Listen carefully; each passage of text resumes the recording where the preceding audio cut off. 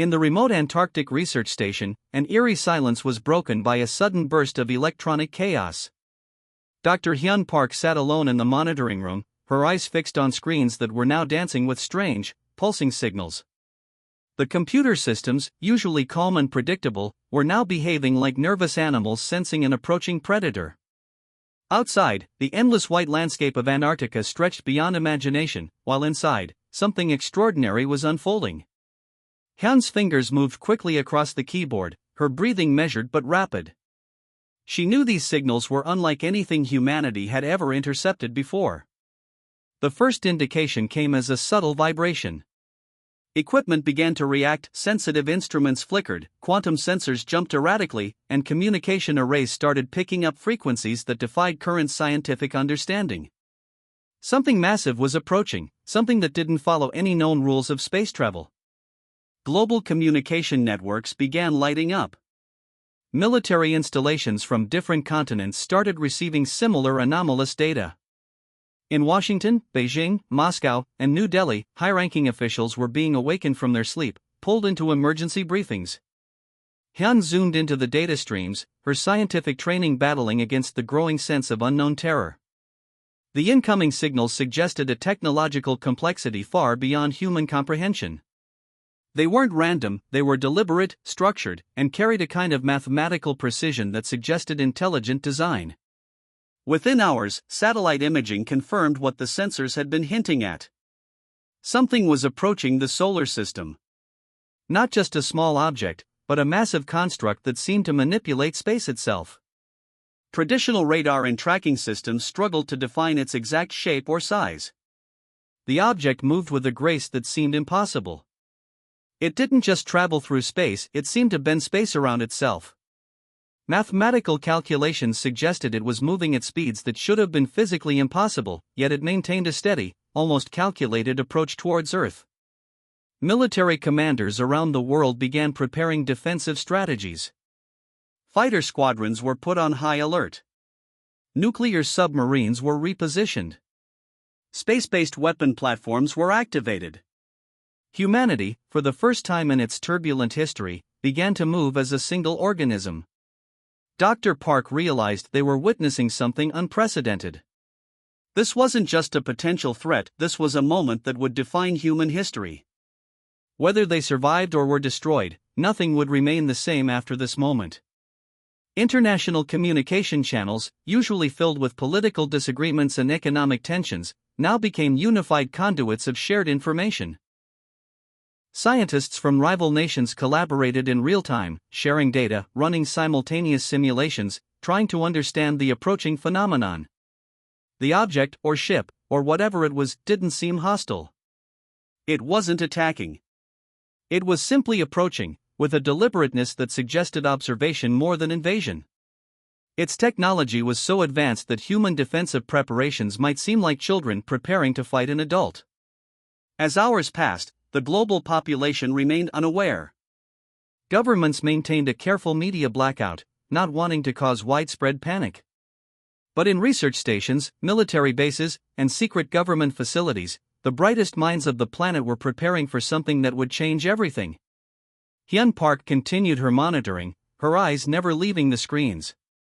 She knew that whatever was coming represented more than a potential threat. It was a message. A communication. Perhaps the first true encounter between humanity and something completely, utterly alien. The Antarctic winds howled outside, indifferent to the momentous events unfolding.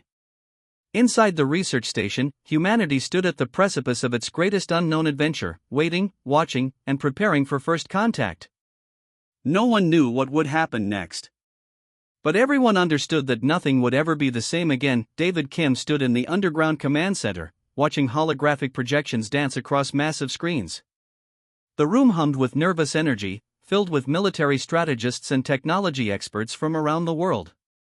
They had been preparing for this moment, though most had believed it would never actually arrive.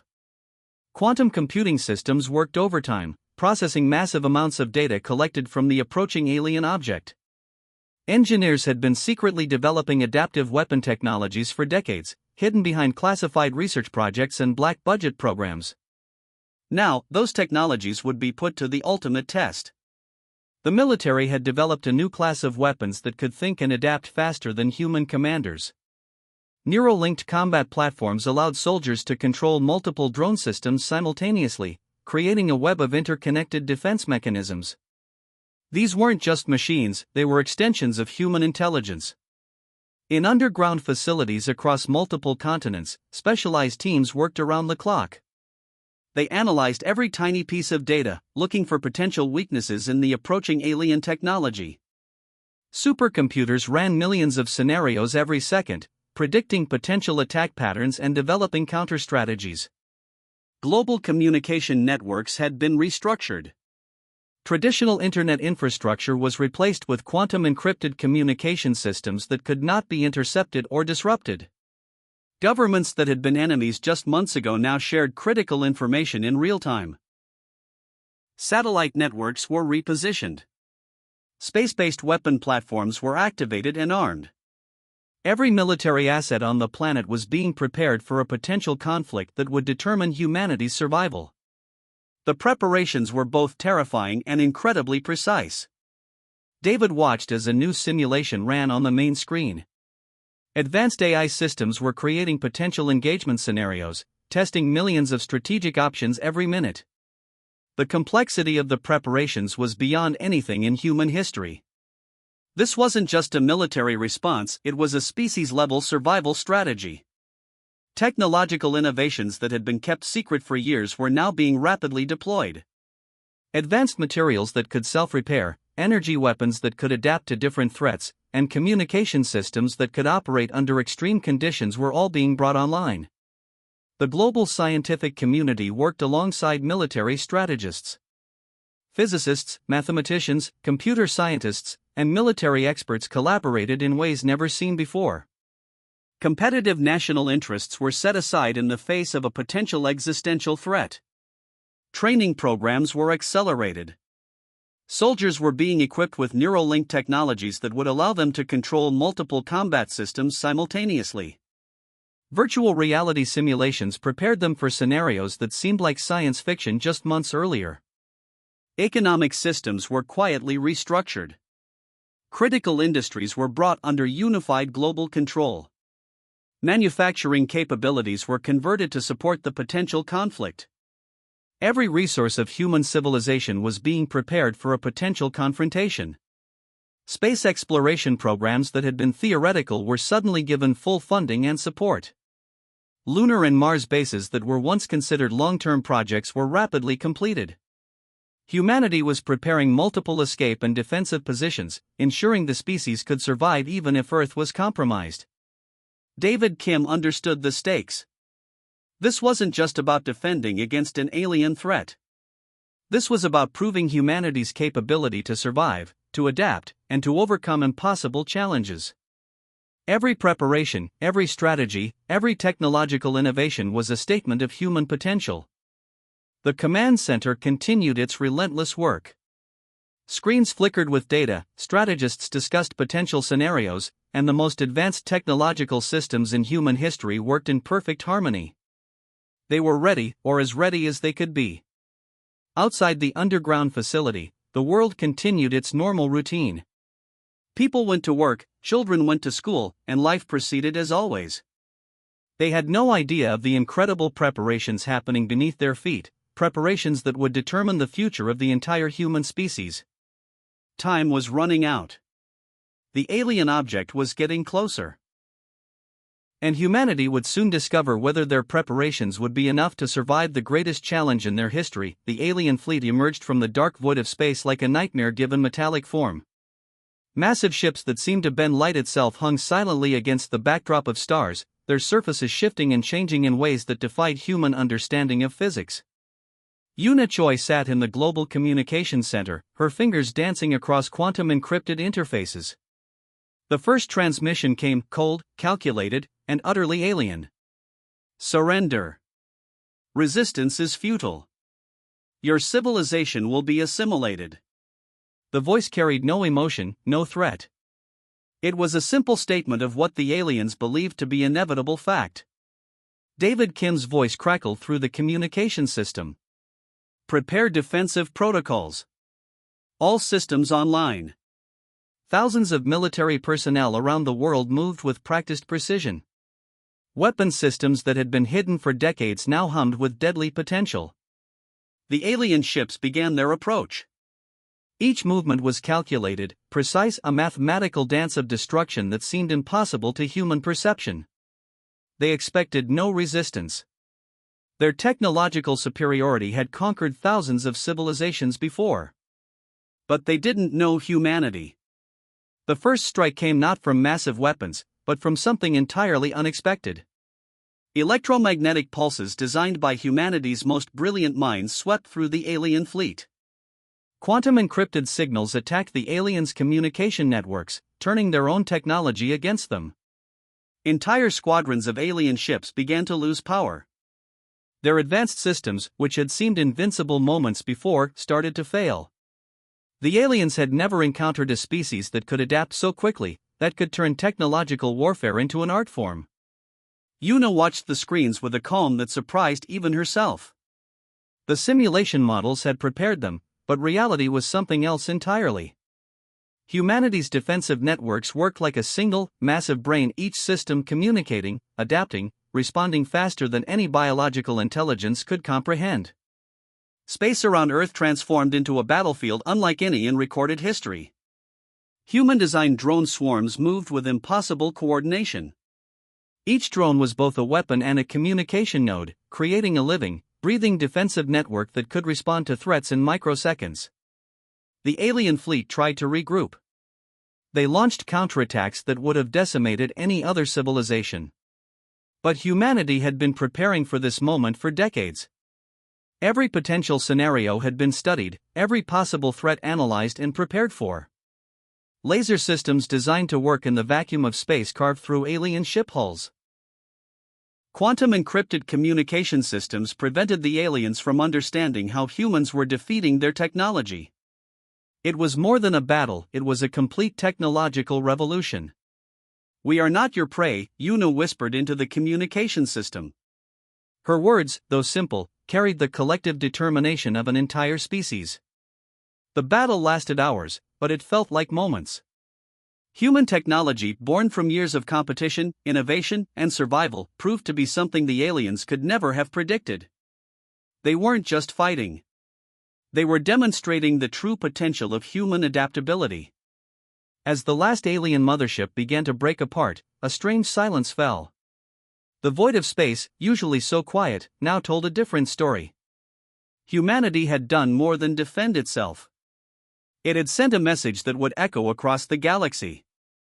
"We are here. We will survive. We are not afraid." The sun rose over Earth, casting light on a battlefield that would become legendary. Humanity had faced its first true test against an alien civilization, and they had not just survived. They had transformed the very meaning of survival. David Kim looked at the final reports coming in. They had won. But everyone knew this was just the beginning. The quiet of night cloaked the forest as Maya prepared. Her hands moved with purpose, checking supplies and weapons. The enemy camp flickered with campfires in the distance. 3 days had passed since the ambush. 3 days since she'd lost half her squad. Now, it was time to strike back. "Ready," whispered Tomas, her second in command. His face showed the same determination that burned in her chest. Maya nodded. "Everyone knows their part?" The remaining fighters, just 8 now, gave silent confirmations. They wore dark clothes and had smeared mud on their faces.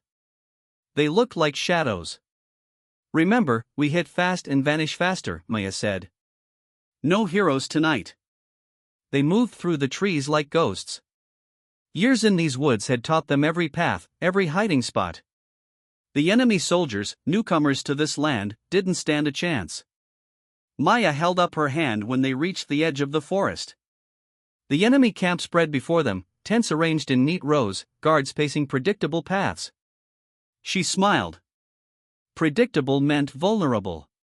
She pointed at different areas of the camp, and her fighters split off in pairs. Tomas stayed with her. They would strike from 4 points at once, create confusion, then disappear before the enemy could organize. Wait for the signal, she whispered. Maya and Tomas crept toward the supply tent. 2 guards stood outside, talking quietly. Maya readied her knife. When the guards looked away, they moved. Quick and silent, Maya took the first guard while Tomas handled the second. Neither made a sound. Inside the tent, boxes of ammunition and food waited. They worked quickly, placing small charges in strategic spots. Across the camp, Maya knew her other teams were doing the same, one at the command tent, one at the vehicles, one at the communications equipment. Set, Tomas whispered, finishing with the last charge. Maya checked her watch. 2 minutes until the agreed time. She nodded, and they slipped back into the shadows between tents. An alarm suddenly blared through the camp. We've been spotted, Tomas hissed. Maya grabbed his arm. No. It's too early for. An explosion rocked the far side of the camp. Soldiers poured from tents, shouting orders. Someone triggered early, Maya said. Their carefully planned operation was falling apart. She made a quick decision. New plan. Trigger all charges now. Tomas pressed the detonator. The supply tent erupted in flames behind them. Across the camp, other explosions followed, smaller than planned but enough to create chaos. They ran, keeping low, using the confusion to make their escape. But the path back to the forest seemed longer now, more exposed. A spotlight swept over them. Gunfire erupted. Split up! Maya ordered, pushing Tomas toward a different route. She ran hard, zigzagging between tents. A bullet tore through her jacket sleeve. Another kicked up dirt at her feet. The forest edge loomed ahead, safety just yards away. Maya pushed harder, lungs burning. A figure stepped out, blocking her path. An enemy commander, pistol raised. Maya dropped and rolled as he fired, coming up with her knife. She slashed at his arm, making him drop the gun. They grappled, tumbling to the ground. He was stronger, but she was fighting for her people. For their home. With a final surge of strength, she broke free and landed a solid blow to his head. He went still. Maya staggered to her feet and ran for the trees. More shots followed, but none found their mark. The forest swallowed her into darkness. She kept running until the sounds of the camp faded, then dropped to her knees, gasping for breath. One by one, her fighters found the meeting point. 6 returned. 2 would never come back. The charges went off too soon, said Lynn, blood seeping from a wound on her shoulder. It wasn't us, said Kel, helping Lynn sit. They found Jax and Pilar at the command tent. Maya closed her eyes briefly. 2 more friends lost. Did we accomplish anything? Tomas asked quietly.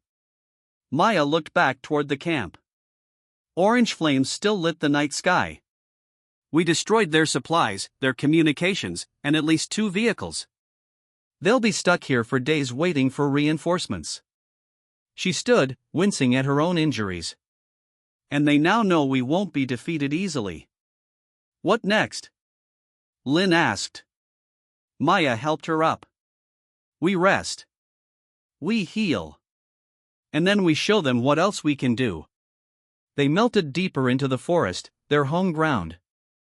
The fight wasn't over. It had only just begun. Maya stood at the edge of the cliff, watching the enemy camp through binoculars.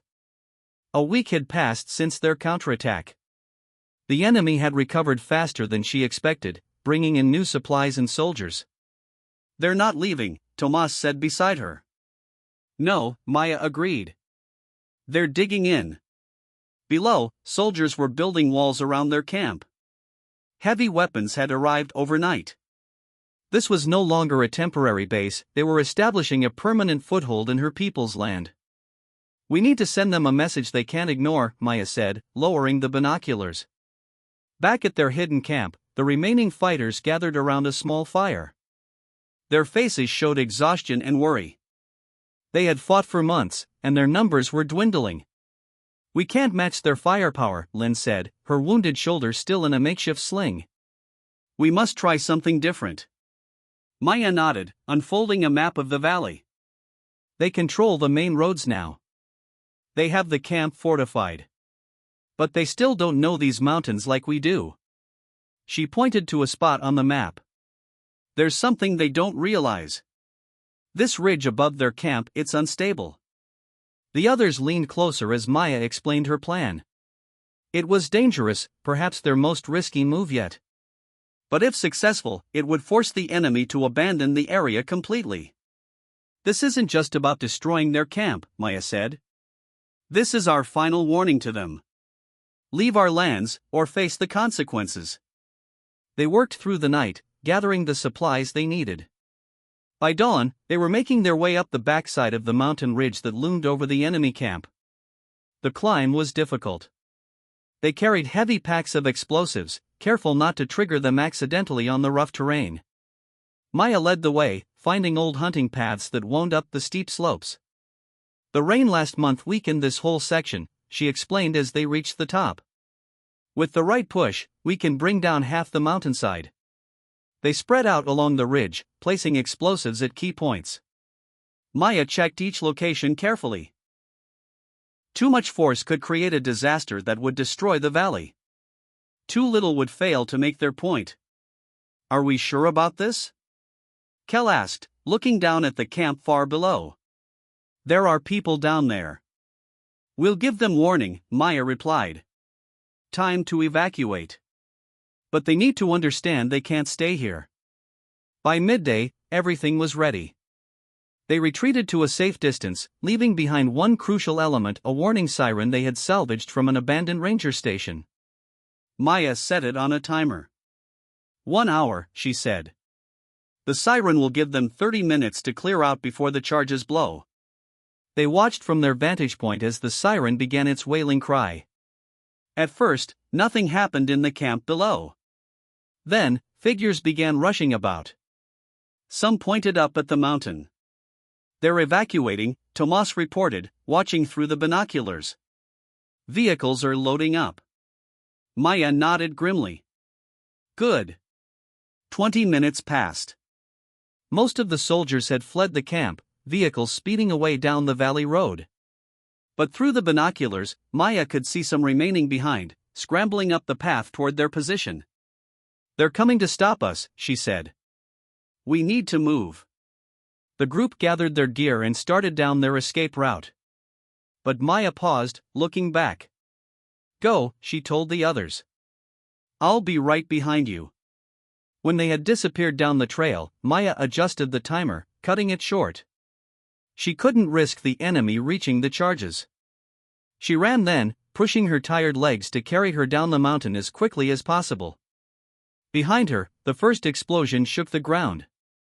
Maya threw herself behind a large boulder as the mountainside began to collapse. The roar was deafening. Dust filled the air, making it hard to breathe or see. The ground trembled beneath her. When it finally stopped, Maya peered around the boulder. Where the enemy camp had stood was now buried under tons of rock and earth. The valley was transformed. She made her way back to her team, who waited anxiously at their meeting point. Is it done? Lynn asked. Maya nodded. The camp is gone. And they got their warning. Will they understand it? Tomas asked quietly. Maya looked back toward the dust cloud still rising from the valley. They'll understand that we won't be conquered. That this land will never accept them. And if they come back with more soldiers? More weapons? Maya's face hardened. Then they'll learn that this wasn't a warning. It was just the beginning.